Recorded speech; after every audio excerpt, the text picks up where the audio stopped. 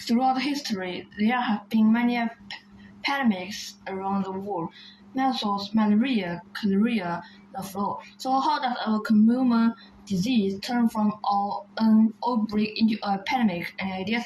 People's general health and how close they live to each other can be major factors in the spread of disease, can't they? So governments need to ensure people are in good health and have good living conditions to stop disease from spreading. Well, that's a good idea, but there's a limit to what governments can do, especially in times of economic difficulty. And governments don't always have the power to say exactly how everyone should live. So what factors do you think would make a country at a high risk for a pandemic? Well, countries with large populations are probably at risk, especially where large numbers of people live close together. And countries with a lot of international travelers pass through, like the UK and other countries in dark and medium blue on the map. That's right. The countries most at risk of a pandemic these days are wealthier countries like the UK, South Korea, the Netherlands, and Germany.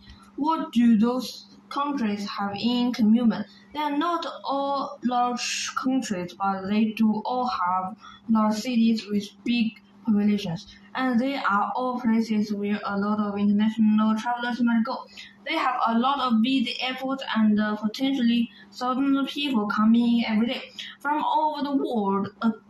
If you look at those countries in light blue, they are at a medium or low risk of a pandemic because they have less dense populations, less international travel, fewer borders.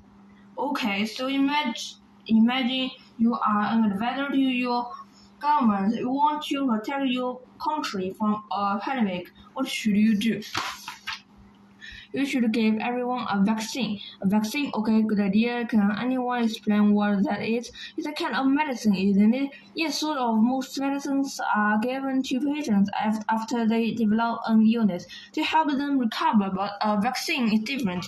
A vaccine provides disease prevention. If people have the flu vaccine, they often don't become infected. So if we wanted to avoid pandemics, then governments would need to implement vaccination programs for common disease, wouldn't they? The government should force everyone to have vaccine. They should give a vaccine to people as soon as an outbreak occurs, because prevention is generally much easier than treatment. When governments focus on the prevention of disease, pandemics become very real. I'm not sure I agree that travel is organisms that cause disease, like bacteria or viruses, change every year. So a vaccine that worked really well last year may not be effective this year. That's another thing to consider too. A lot of people don't want to have a vaccine that might not work. The government can't force people to have a vaccine, can it? Well, I don't think any governments do, but in the event of a pandemic, they definitely encourage people to have it, and a lot of people do. People don't want to contract a disease, do they? So other than vaccination, what other ways are there of stopping the spread of disease? International travel is a big risk to a disease spreading quickly. We shouldn't allow people with disease into the country. I'm not sure I agree. The trouble is most people spread disease before they even know they have them. And there's another problem. How could people prove whether or not they have disease? It would be impossible to set up a system for checking it. During a pandemic, we should stop all flights from countries that are affected. If we don't let people into the country, then the disease won't get here. But there's another side to the government argument. People travel all the time for business. It would have a triple effect on the economy, wouldn't it?